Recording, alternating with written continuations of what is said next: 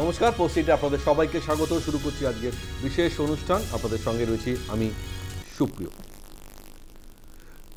Single বেঞ্চে ইতিমধ্যেই রাজ্য এবং এসএসসির আবেদন খারিজ করে দেওয়া হয়েছিল।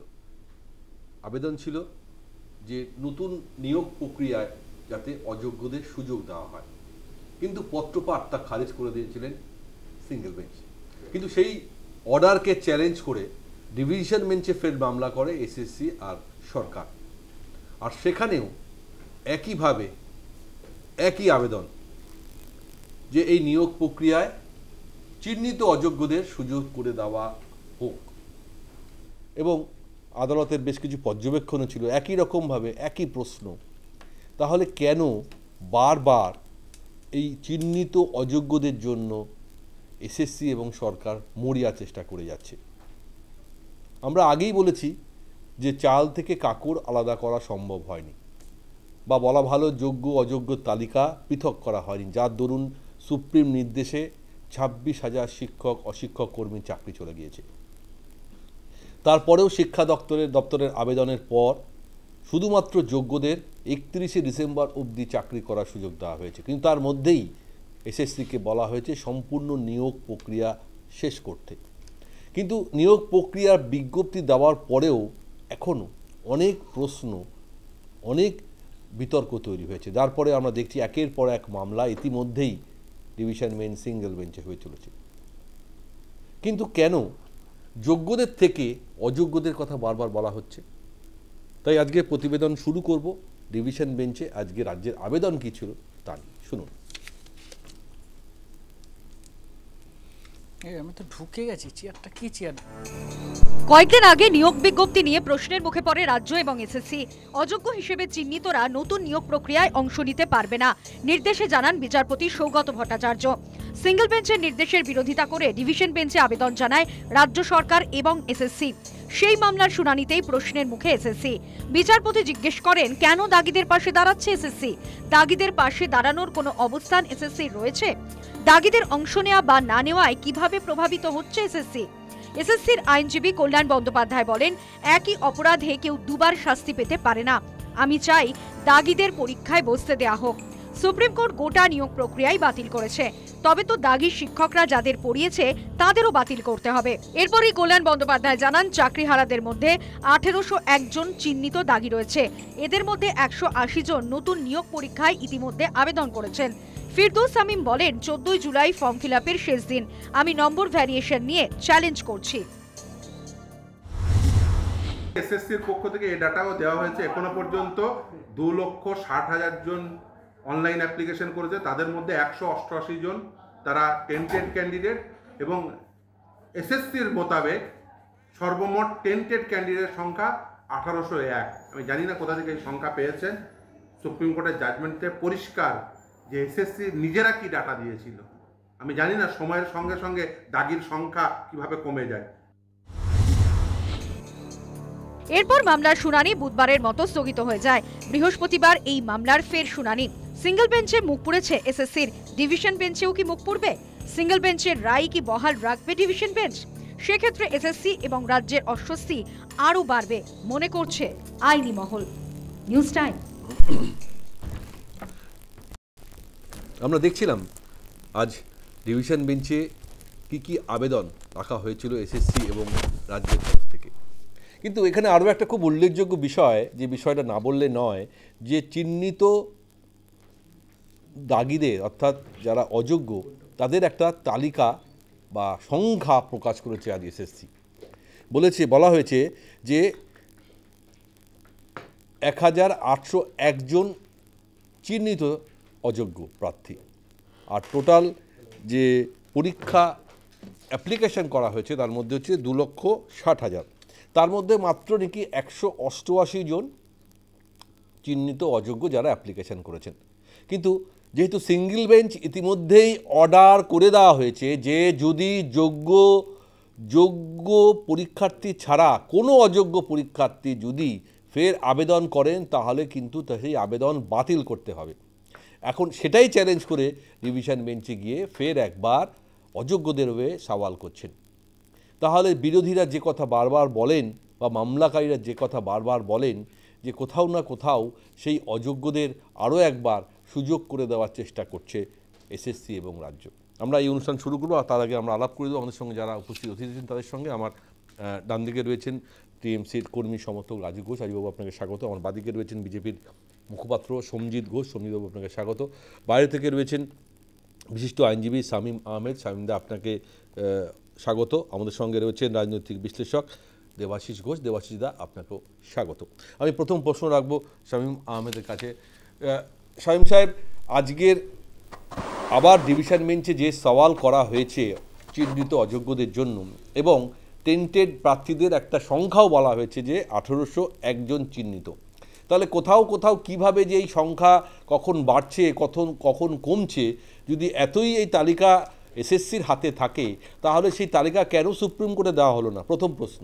আর দ্বিতীয় প্রশ্ন, বারবার ধাক্কা খাওয়ার পরও আদালতে ফের একবার সুপ্রিম কোর্ট যা বলে দিয়েছে সেই প্রসিডিউর অনুযায়ী সিঙ্গেল বেঞ্চে গিয়ে কেন বারবার অযোগ্যদের কথা বলছে, আবার সেখান থেকে ধাক্কা খাওয়ার পর ডিভিশন বেঞ্চে গিয়ে একই রকমভাবে এদের বেশ সওয়াল হচ্ছে। বলছেন যে মৌলিক অধিকার খর্ব হবে এদের যদি সুযোগ না দেওয়া হয়, অপূরণীয় ক্ষতি হবে।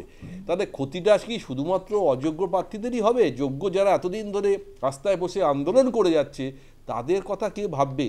শামীম সাহেব, আমাদেরই ভাই ফিরদৌস বলছিল, শুনলাম আপনার এই প্রতিবেদনে, যে কী করে নাম্বার কমে যাচ্ছে। বিষয়টি হচ্ছে যে যদি একটু পেছন দিকে দেখেন, যখন জাস্টিস গঙ্গোপাধ্যায় প্রথম বাতিল করেছিলেন তার সংখ্যা প্রায় 5000 নট ছিল, যেটা চিহ্নিত ছিল। এখন সেটাকে চ্যালেঞ্জ করে রাজ্য সরকার সুপ্রিম কোর্টে গেল, সুপ্রিম কোর্ট রিমান্ড করলো ডিভিশন বেঞ্চে, শুনানি করার পরে তারপরে একটা বাতিল করলো। তাহলে প্রথমে যে বাতিলটা হয়েছিল সেটা চিহ্নিত টেন্টেড বলে আমরা আদালতে ধরে নেওয়া হয়েছে, তারাও স্বীকার করেছে। তার সংখ্যা কি করে কমলো, এটা প্রথম প্রশ্ন। আমিও একই কথা প্রশ্ন তুলছি। দ্বিতীয় কথা হচ্ছে যে আমরা প্রতিনিয়ত একই কথা বলে যাচ্ছি যে আসলে চোরেদেরকে আড়াল করা হচ্ছে, যারা অপরাধী তাদেরকে আড়াল করা হচ্ছে, যারা টেন্টেড তাদেরকে বাঁচানোর চেষ্টা করা হচ্ছে, এবং বৃহত্তর কনস্পিরেসিটাকে আড়াল করার চেষ্টা করা হচ্ছে। আবারও দেখছি যে একই জিনিস তাদের হয়ে সওয়াল করছেন কে, যে যদি ডাবল জিওপার্ডির প্রশ্ন যেটা বলছে ওরা, যে কতবার অপরাধীর বিচার হবে, ঠিক, তাহলে যে অপরাধী সে এসে কথাটাই বলতে পারতো, তারা কিন্তু মামলা করেনি। যে আমাকে কতবার শাস্তি দেবেন, যে শাস্তি পেয়েছে সে বলতে পারে, সে দাবি করেনি। দাবি করছে কে? School service commission. মনে রাখতে হবে কিন্তু, গুরুত্বপূর্ণ। আইনজীবী কল্যাণ বন্দ্যোপাধ্যায় এই মামলায় সওয়াল করছেন স্কুল সার্ভিস কমিশনের হয়ে। তাহলে কমিশন কিন্তু তাদের হয়ে সওয়াল করছে। কমিশনের কি ইন্টারেস্ট এদেরকে বাঁচানোর বা এদেরকে নেওয়ার? কমিশনের দায়িত্ব তো বলে দেওয়া আছে স্কুল সার্ভিসেস কমিশন অ্যাক্টে, যে আপনাকে যদি কোনো দায়িত্ব দেওয়া হয় সিলেকশন প্রসেসে, তাহলে আপনি এই আইনের প্রথা মেনে সিলেকশন প্রসেস করে রেকমেন্ড করবেন, আপনার কাজ শেষ। আপনার রেকমেন্ডেশন পেলে West Bengal board of secondary education তার অ্যাপয়েন্টমেন্ট ইস্যু করবে এখনকার আইনে। তাহলে আপনার কাজ কি আইনে লিখিত আছে, তাহলে যেটা আইনে লিপিবদ্ধ অলরেডি আছে তার বাইরে স্কুল সার্ভিস কমিশন কাজ করতে পারে না। তাহলে যে কাজ স্কুল সার্ভিস কমিশনের নয় সেই কাজের জন্য কি স্কুল সার্ভিস কমিশনের আইনজীবী সওয়াল করতে পারে? এটা প্রথম প্রশ্ন রইল। দ্বিতীয় প্রশ্ন, রাজ্য সরকারের কি কোনো ইন্টারেস্ট আছে? হ্যাঁ, থাকতে পারে। রাজ্য সরকার ওয়েলফেয়ার স্টেট যদি ধরে নিই, তাহলে তার নাগরিকের সুবিচারের জন্যে সে লড়াই করতে পারে। রাজ্য সরকার সেই দাবি তখন করতে পারে যখন তার কাছে কেউ দাবি নিয়ে যাবে। সেই দাবি কি কেউ করেছে? উত্তর হচ্ছে না।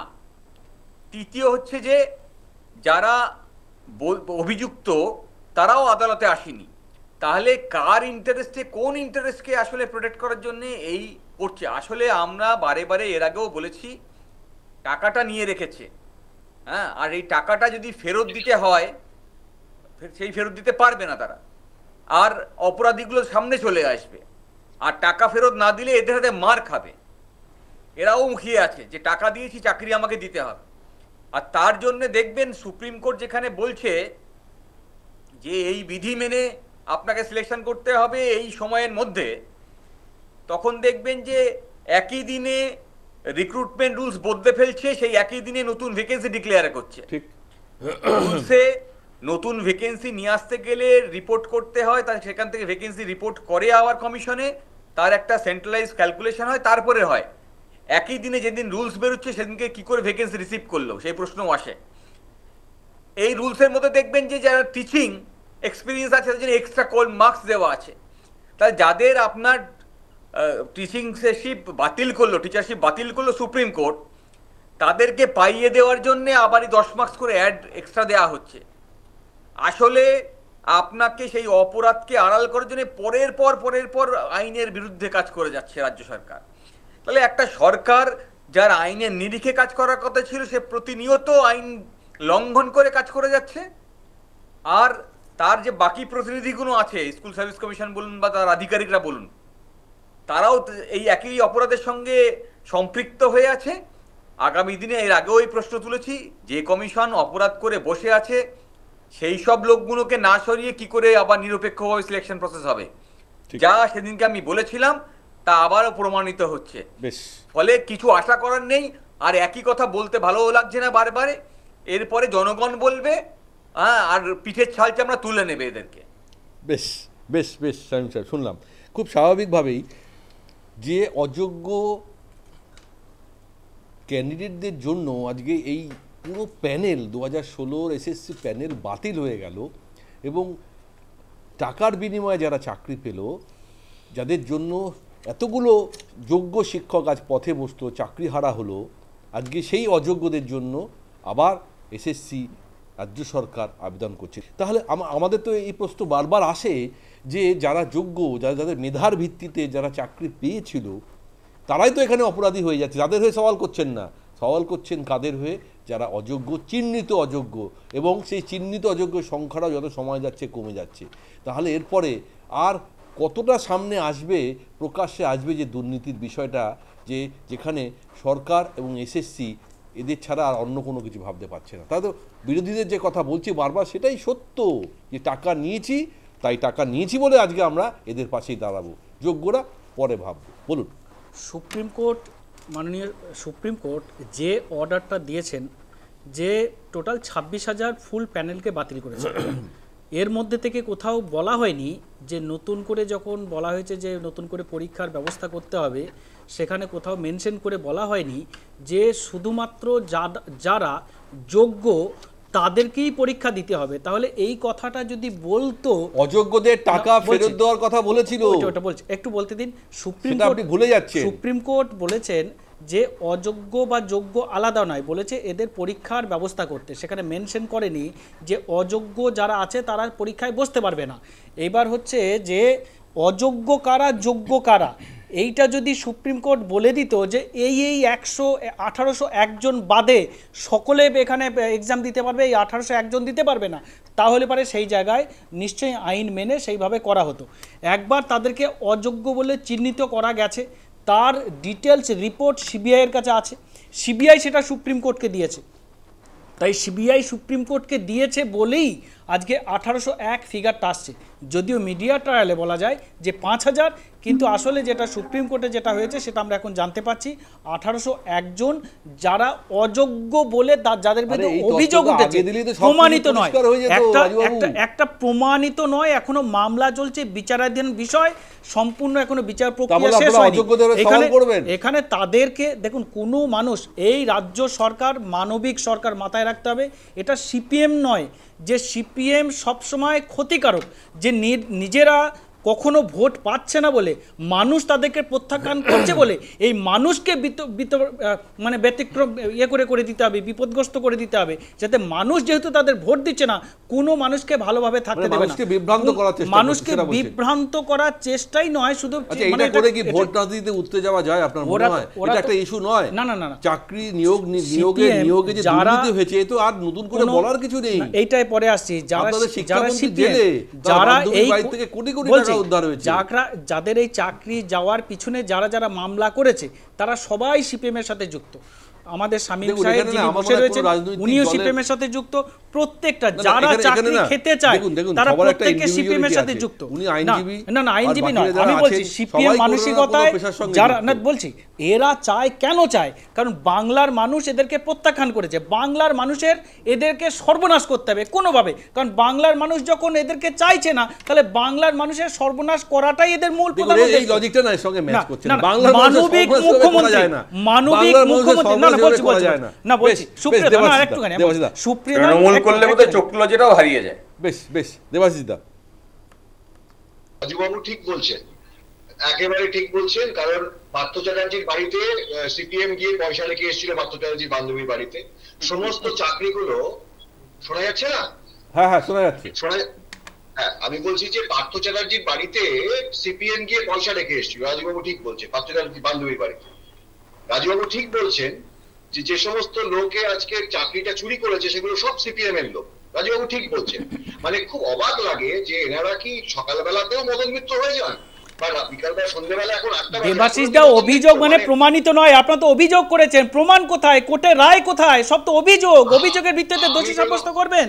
আমাকে আমি তো বেশ, আমি বেশ, বাইরে বলতে দিন, আছি, বলতে আমি দিন, কথা বলতে দিন, রাজীব। দেবাশিস দাকে আমি বলতে দিন, আপনার হ্যাঁ। সময় একটা কথাও বলিনি, আমি হাত তুলেছি, আপনিও হাত তুলবেন। বেশ। আমার বক্তব্য হচ্ছে যে আমার কিছু প্রমাণ করার নেই, কারণ এটা তো সিবিআই প্রমাণ করা আছে, যে প্রমাণ করতে ব্যর্থ হয়েছে। আমার সেখানে বলার কিছু নেই, কিন্তু টাকাটা পাওয়া গেছে এটা তো আপনিও মানবেন, আমরাও মানবো, নাকি আপনি মানছেন না টাকাটা পাওয়া গেছে?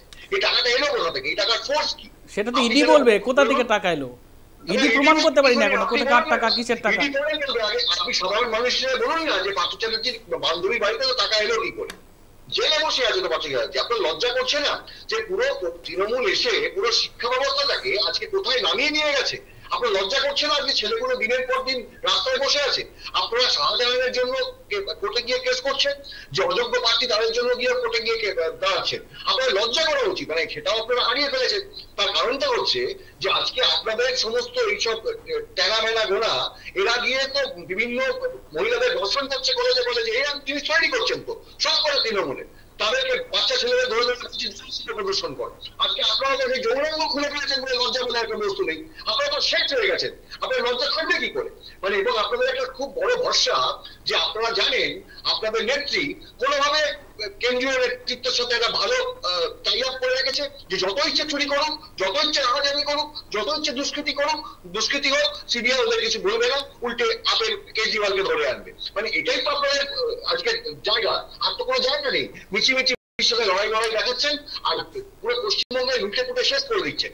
একদিকে আপনারা লুটছেন, একদিকে ডেলার দায় পশ্চিমবঙ্গ ডুবছে, আর একদিকে সাধারণ মানুষকে দিশেহারা করে দিচ্ছেন, আর দোষ দিচ্ছেন যারা ভোট পায়নি, যারা ক্ষমতায় নেই, যারা বিধানসভায় নেই, তাদেরকে আপনারা দোষ দিচ্ছেন। আপনার লজ্জা করে না? আজও যদি সিপিএম কে এত ভয় পান, ক্ষমতা ছেড়ে দিন না সিপিএম এর হাতে। কেন রেখেছেন? সিপিএম এর 34 বছরে তো এই জিনিস দেখেনি কোনোদিন। চাকরি চুরি দেখেছেন কোনোদিন চোখে?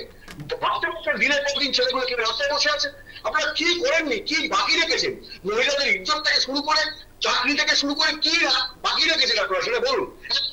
না আপনার চাকরি ফেরত পাওয়ার জন্য কটা মামলা করেছেন? দেবাশিস দা, চাকরি ফেরত পাওয়ার জন্য কটা মামলা করেছেন আপনাদের নেতৃত্ব?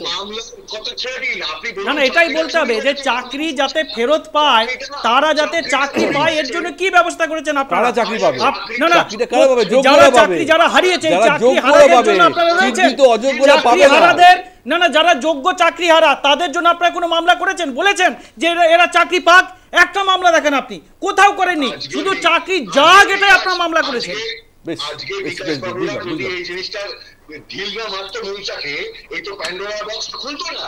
আপনি খুলে গেছে, মুখ লুকাতে পারছেন না। দেবাশিস দা, এটা শুধু বলুন না যে আপনারা একটা ফাইল করেছেন যে ওরা চাকরি দেখুন হারারা চাকরি পাক। ওইভাবে মামলা তো হয় না। মামলাটা কি চাকরি খাওয়ার জন্য 15টা মামলা করেছে। চাকরি যাতে এদের চলে যায় জন্য 15টা মামলা করেছে। চাকরি যাতে পায় তার জন্য একটা মামলা কে দিয়েছে? এসএসসি দিয়েছে। আপনার সাথে আমার পার্সোনাল সম্পর্ক খুব ভালো, আমি সেই জায়গা থেকে বলছি। 1 মিনিটের জন্য ভেবে নিন, হয়তো আপনার অনেক কিছু আছে। আমি বলছি আপনার ভাই বা বোন যদি আজকে এসএসসি করে থাকতো, আপনার কিরকম ফিলিংস হতো এটা শুধু ভাবুন, ভাবতে চেষ্টা করুন। আর আমার কিছু বলার নেই। বেশ আজকে নতুন কিছু নয়, সিঙ্গেল বেঞ্চে ইতিমধ্যেই অর্ডার হয়ে গেছে যে অযোগ্যদের হয়ে কোনো রকমভাবে আপনারা আবেদন করবেন না, খারিজ হয়ে গেছে। এবং বলে দিয়েছে যদি একটিও অযোগ্য নিয়োগ প্রক্রিয়ায় অংশগ্রহণ করার চেষ্টা করে সেই আবেদন বাতিল হয়ে যাবে। তারপরেও আজকে ডিভিশন বেঞ্চে গিয়ে একই রকমভাবে একই প্রশ্ন একই সওয়াল করা হয়েছে যে অযোগ্যদের সুযোগ দেওয়া হোক। তাহলে কেন বারবার এই অযোগ্যদের হয়ে বারবার কোর্টকে বলতে হচ্ছে, কোর্টের কাছে গিয়ে আবেদন করতে হচ্ছে সরকার আর এসএসসিকে? এর পিছনে কি কারণ থাকতে পারে? সত্যি কি তাই যে টাকা নিয়েছি বলে এদেরকে আমাদেরকে বাঁচাতেই হবে? দেখুন, তৃণমূল সরকারের অযোগ্যরা হচ্ছে তুরুপের তাস, আর এদের পাশে না নিলে সরকার খাবে নাকি বাঁশ? তা তো নয়। তো এদের পাশে দাঁড়াতে হবে, এদেরকে নিয়েই চলতে হবে, আর যোগ্যদেরকে বঞ্চিত করতে হবে। এই অবস্থা নিয়ে এই সরকার চলছে। আজকে স্কুল কলেজ অনেকের কথাই শুনলাম, আর একটা নতুন সংযোজন হয়েছে, অনেক কলেজে দেখতে পাচ্ছি বিবাহের আসর বসছে।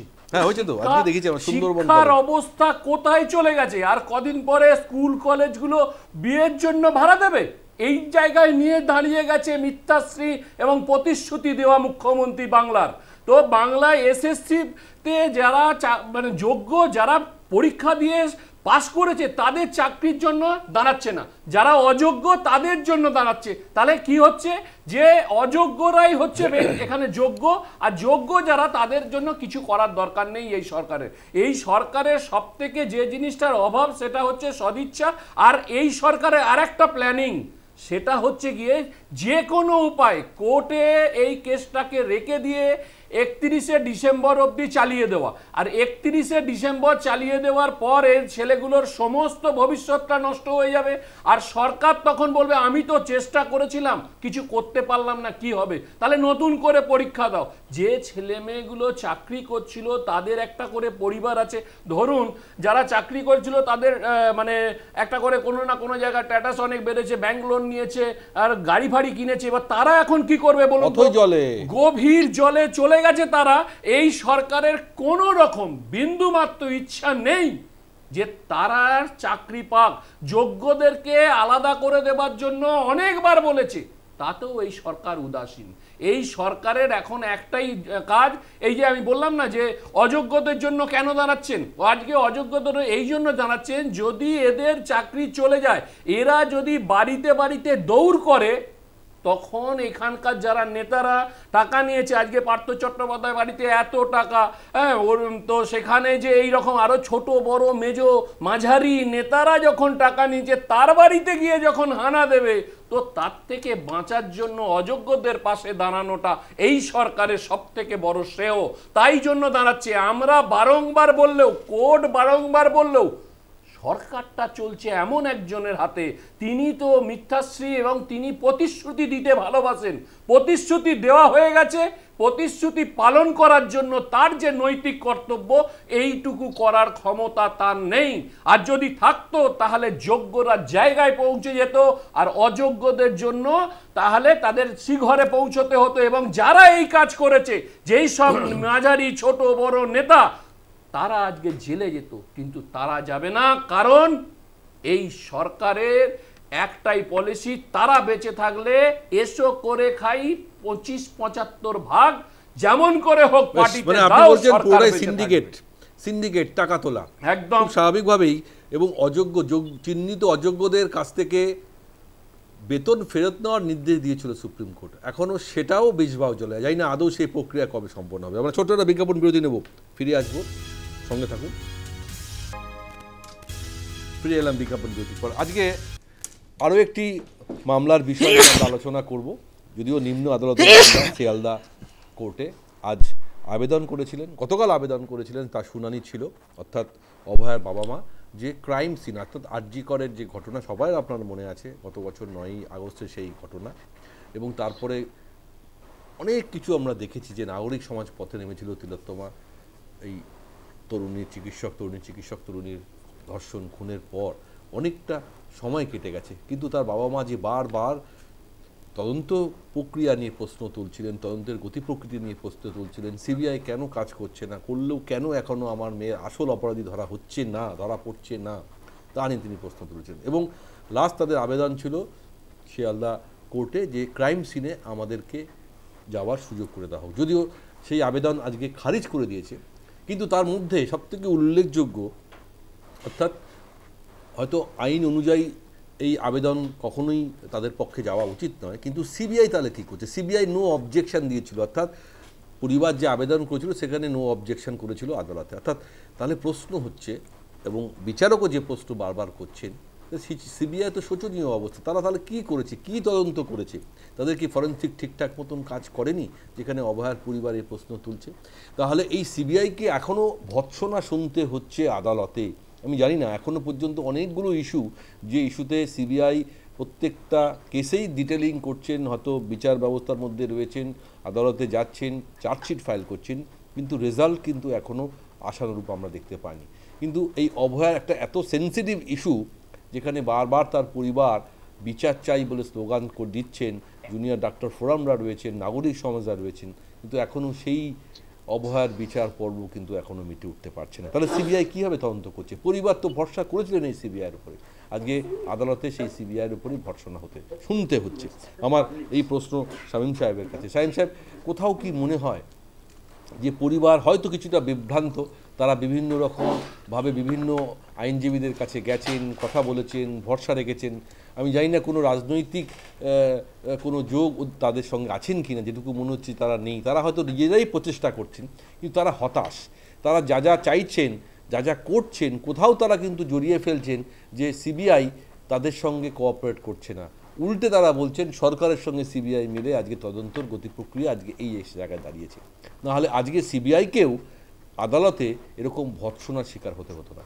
আপনি কীভাবে দেখছেন গোটা বিষয়টা শামীম সাহেব? দেখুন, বিষয়টা আমি একেবারেই এরকমভাবে দেখছি না।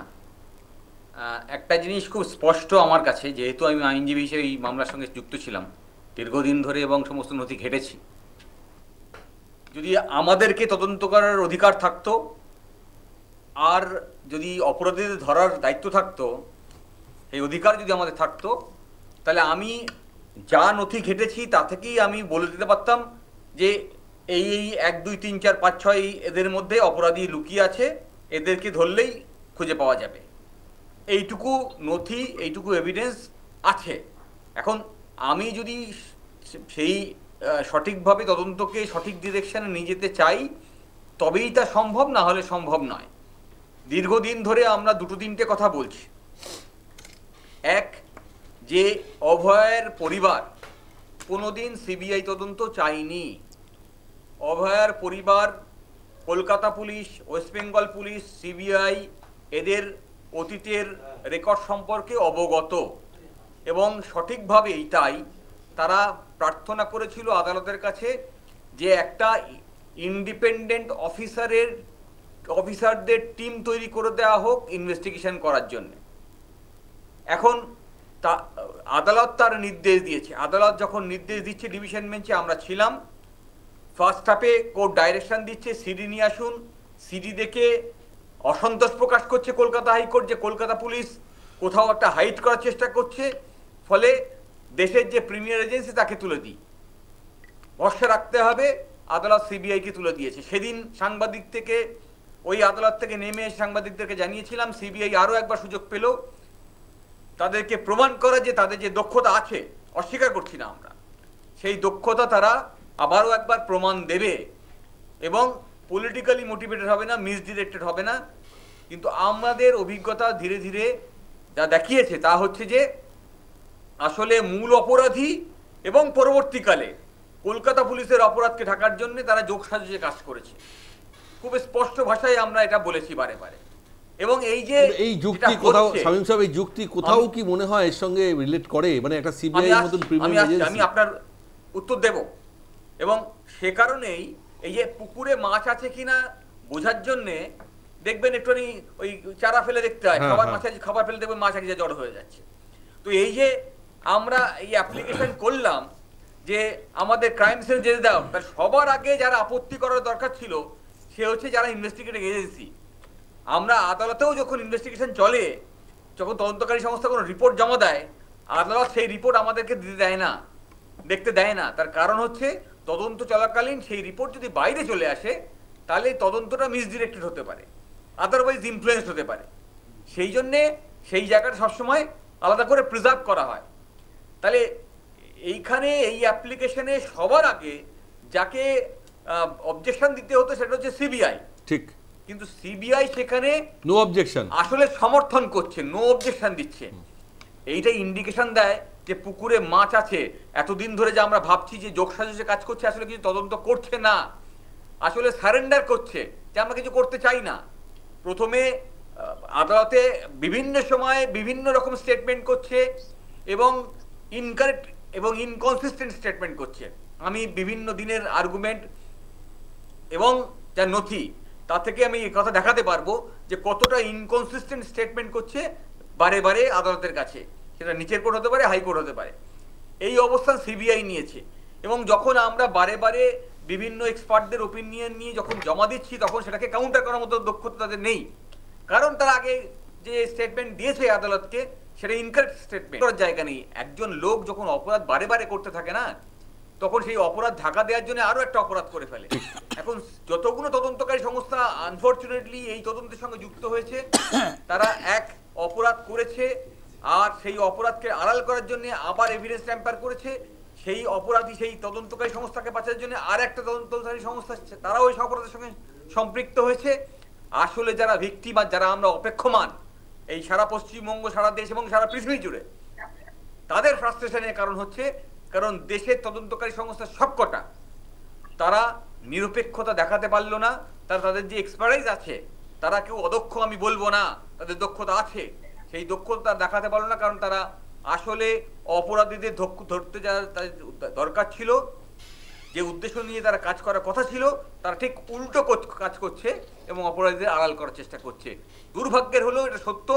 তাই আমার দেশের এই যতগুলো নিরপেক্ষ সংস্থা আছে, এদের বাঁচানোর দায় হচ্ছে সাধারণ মানুষের, নাগরিকের। তাদেরকে তাদের বিচার বুদ্ধি ব্যবহার করে এই দেশকে পরিচালনার দায়িত্ব তাদেরকে দিতে হবে, যারা সৎ এবং সংবিধানের নিরিখে এই দেশকে পরিচালনা করে। আদারওয়াইজ মোদি বা মমতা যাকেই আপনি দায়িত্ব দেন, বেশ যারা এরা মানে আপনি কোথাও না কোথাও বলছেন পলিটিক্যালি মোটিভেটেড হয়ে যাচ্ছে। রাজুবাবু, এর উত্তর কি আছে? দেখুন, এখন এর আগে তো আপনারা বিভিন্ন ইস্যুতে সিবিআই কে গালাগাল করছেন, কিন্তু এই ইস্যুতে আমরা কখনোই দেখছি না আপনারা সিবিআই কে কোনো গালাগাল করছেন। আর অভয়া পরিবার বারবার বিচার চাইছে, আর বিচার চাইতে গিয়ে তাদেরকে আজকে এই অবস্থার মধ্যে শিকার হচ্ছে। কতটা অসহায় আপনি বলুন তো। একটা দুর্ভাগ্যজনক ঘটনা আরজি করে ঘটেছে আমার বন্ধুর সাথে, এবং ঘটে যাওয়ার পরে যখনই ঘটেছে সাথে সাথে তারপরেই এই রাজ্যের যিনি মুখ্যমন্ত্রী মমতা বন্দ্যোপাধ্যায় সবার আগে দাবি করেছিলেন যে যিনি এই কাজের সাথে যিনি বা যারা যুক্ত শাস্তি চাই এবং ফাঁসি চাই, এই দাবিটা আপনারা সঞ্জয় রায়কেই বলেছেন সবথেকে আসল অপরাধী। তার সাথে সাথেই কলকাতা পুলিশ তাকে গ্রেপ্তার করেছে, যে মূল এবং প্রধান অভিযুক্ত সঞ্জয় রায়কে গ্রেপ্তার করার পরে তখন কি হলো, তখন এই সিপিএম এর যারা লোকজন ওই অভয়ার পরিবারের মা বাবাকে যারা ভুল বোঝাচ্ছিল, তারা বললো কি না, আপনি অনেকক্ষণ বলেছেন, আপনি 7 মিনিট বলেছেন, তো তখন এরা ভুল বোঝালো কি যে এখানে সিবিআই তদন্ত করতে হবে, কারণ কলকাতা পুলিশ দিয়ে হবে না। ওনারাই তখন ওই অভয়ের বাবা মাকে দিয়ে সিবিআই শামীম সাহেব তো বললো ডিভিশন বেঞ্চই তো দিয়েছে, হাইকোর্টে গেল কে, অভয়ের বাবা মা, কারা নিয়ে গেছে, সিপিএম এর লোক নিয়ে যাওয়ার পরে যখন এবার সিবিআই যখন একইভাবে যখন ওই একই লোককে দোষী সাব্যস্ত করছে, আর কাউকে পাওয়া যাচ্ছে না। শুধু এটা নয় সুপ্রিয়দা, এখনো পর্যন্ত যদি আমরা মিডিয়া ট্রায়াল করে যাই, সুপ্রিম কোর্টের যে একটা কমিটি গঠন করেছিল, মেডিকেল কমিটি, মেডিকেল বোর্ড, সেই বোর্ডেও প্রমাণিত হয়েছে একজন ব্যক্তি ধর্ষণ করেছে, এবং তার সাথে সম্পূর্ণভাবে প্রমাণ ওই সঞ্জয় রায় যাকে গ্রেপ্তার করেছে তার থেকে সমস্ত প্রমাণ হয়েছে। অর্থাৎ রেপের ক্ষেত্রে, শারীরিক পরীক্ষার ক্ষেত্রে এটাই প্রমাণিত হয়, অন্য ক্রাইমের এবং রেপ মানে আপনারা এখনো সঞ্জয় রায় ছাড়া আর কোনো অপরাধী দেখছেন না। আমরা কেন, সুপ্রিম কোর্টের মেডিকেল বোর্ড বলছে, সিবিআই বলছে, কলকাতা পুলিশ বলছে না, অভয়ার বিচার কি আদৌ পাবে? তার মানে শামীম সাহেবরা যদি একটু ইনকোয়ারি করতো, তার মানে এখন কি বলতে চাচ্ছেন যে আলিমুদ্দিন স্ট্রিট এটার ইনকোয়ারি করবে? না, এটা হয় না, এটা কখনো হয় না, এটা হয় না। আলিমুদ্দিন কেন আর 150 জন তৃণমূলের নেতার নাম বললে আপনারা খুশি হতেন, তাহলে সঠিক তদন্ত হতো। না, এইভাবে কোনো বিচার ব্যবস্থা হয় না, তথ্য প্রমাণের উপরে হয়। আরো ইনকোয়ারি চাই, আরো ইনকোয়ারি চাই, ন্যায় বিচার পাবে। আপনার মনে হয় যেখানে সিবিআই কে দায়িত্ব দেওয়া হয়েছে, সিবিআই ভর্ষিত হচ্ছে, এবং বাবা মা এখনো বলবে সিবিআই পুলিশ বুঝতে পারছে না যে তাদের মেয়ের বিচার পাবে। দুজনই একই রিপোর্ট দিচ্ছে, তার মানে তো ঘটনাটা সত্যি। আমি রাজুকে থামাতে হবে। আমি বলছি শামীমের সাথে আমি একমত, যে সিবিআই এর তো যোগ্যতা আছে, কিন্তু আমরা এটা ভুললেও তো চলবে না, সিবিআই কে তো অনেকে মানে খাঁচাবন্দি পাখিও বলে। তো এই যে সিবিআইটা কিন্তু ডাইরেক্টলি মনিটর হয় প্রাইম মিনিস্টার অফিস থেকে, এবং এটাতেও ভুললে চলবে না। আমি আপনাকে প্রথমবার বলার সময় বলেছিলাম যে যতদিন এই কেন্দ্রীয় সরকারে মানে বিজেপি রয়েছে, পশ্চিমবঙ্গে বিজেপির মুখ হচ্ছে তৃণমূল কংগ্রেস। বিভিন্ন জায়গায় বিভিন্ন প্রমাণ, একদম তাদেরকে কোন রকম ভাবেই আপনাকে বলেছিল নাকি সিবিআই করবে না। এই কি বলছেন?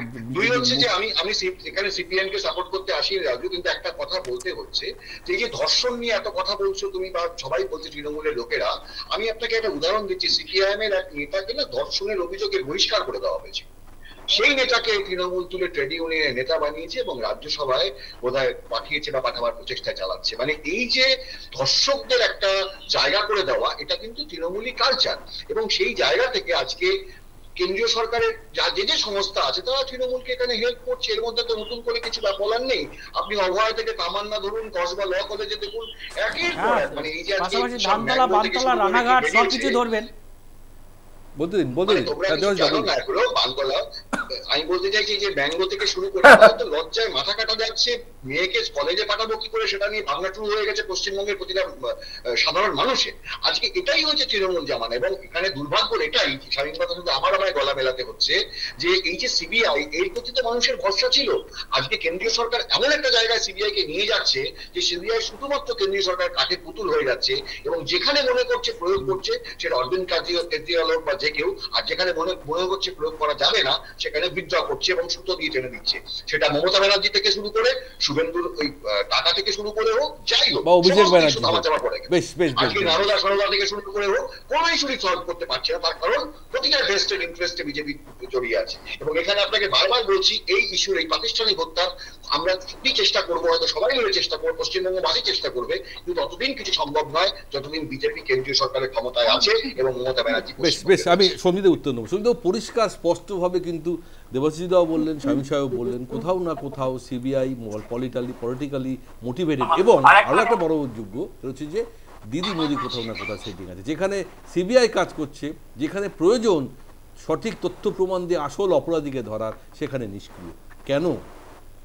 দেখুন, একটা জিনিস বুঝবেন, এই যে অভয়ার যে ঘটনাটা ঘটার পর 3 থেকে 4 দিন যে হাতে সময় পেয়েছিল এই সরকার, তো সেখানে কলকাতা পুলিশ বিনীত গোয়েলের নেতৃত্বে যেভাবে এভিডেন্সকে ট্যাম্পার করে, তারপরে সিবিআই আসে, এটা তো অস্বীকার করার কোনো জায়গা নেই। ধরুন আপনি আপনার বাড়িতে একটা ইয়ে রয়েছে, সেই জায়গাটা ধরুন তারপরে অনেকটা সময় পেয়েছে সিবিআই, অনেকটা সময় পেয়েছে, সেই জায়গাটার পর তদন্ত শুরু করে, যদি সমস্ত এভিডেন্স যদি ডিস্ট্রয় করে দেয়, তারপরে যদি সিবিআই আসে, তো সিবিআই এর উপরই পুরো দোষটা চলে যাচ্ছে। সিবিআই এর মতো তাহলে সিবিআই কে তো হাত তুলে দেওয়া উচিত আদালতে। না, হাত তুলে শুনুন না, সিবিআই তো সিবিআই এর মতন কাজ করছে এবং চার্জশিট দিয়েছে এবং এখনো তদন্ত তো শেষ করে দেয়নি, পূর্ণচ্ছেদ তো পড়েনি।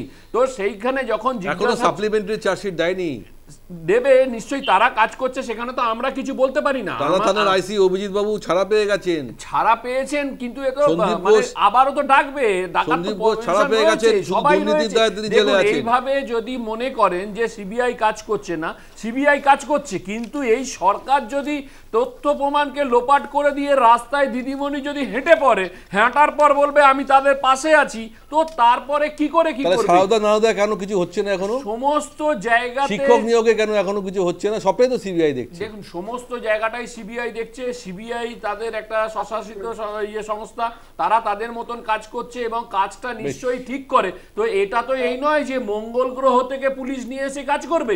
তো দেশের আপনি বলছেন আরো সময় দিতে হবে, ভরসা রাখতে হবে, দেশের সর্বশ্রেষ্ঠ সংস্থা, দেখা যাক এই সময় আর ভরসা কতদিন রাখতে হবে এবং ভরসা রাখতে হবে।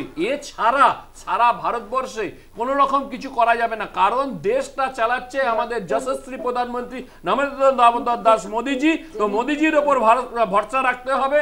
আর এই রাজ্যের মুখ্যমন্ত্রী যদি সেই সমস্ত রকম অনিয়ম করে, তো তাহলে 26 আসছে, কবে পরিবর্তন কবে সেই অনিয়মে শেষ হবে, নতুন সরকার পরিবর্তন হবে। আপনারা মুখে বলছেন, কিন্তু আদৌ কি সেটা হবে? কেন্দ্রীয় সরকার সেটা কি চায়? তাহলে দেশের প্রিমিয়াম এজেন্সি যেখানে কাজ করতে গিয়ে বারবার আটকে যাচ্ছে, সক্রিয় জায়গায় নিষ্ক্রিয় হয়ে যাচ্ছে, সেখানে তো প্রশ্ন হাজারো বার থাকবে। বিরোধীরা তো সেই প্রশ্ন বারবার তুলবেই যে কেন কেন CBI এখনো এত তথ্য থাকা সত্ত্বেও বর্তমান শাসক দলের CBI এতগুলো দেখুন, নেতা এই বা অভয়ের ব্যক্তিকে বা পরিবার এতগুলো সুপ্রিম অপরাধকে কোর্টকে মানছেন ঢাকা না, দিচ্ছে। হাইকোর্টকে বেশ, মানছেন আমরাও না, দেখতে চাই শিয়ালদা কোর্টকে মানছেন না, 2026-এ বিধানসভা CBI নির্বাচনের আগে প্রত্যেকটা ইস্যু এক একটা সেন্সিটিভ ইস্যু, যে কে কাকে কিভাবে এই ইস্যুগুলোকে ব্যবহার করা হবে। আমরা অপেক্ষায় থাকবো, সিবিআইয়ের উপর আমাদেরও ভরসা আছে, আমরাও সিবিআইকে ভরসা রাখি যে এত একটা বড় এজেন্সি কেন এখনো এতগুলো অপরাধীকে সামনে নিয়ে আসতে পারছে না। বিচার পাবে। আমরাও নজর রাখবো, দেখবো আক্ষরিক অর্থে অভয়ার বিচার শেষ পর্যন্ত হয় কিনা। তবে আমাদের অনুষ্ঠান এখানেই শেষ করতে হচ্ছে, হাতে একদম সময় নেই। সমস্ত অনেক অনেক ধন্যবাদ অনুষ্ঠানে থাকার জন্য। আপনাদের news time, any time, all the time.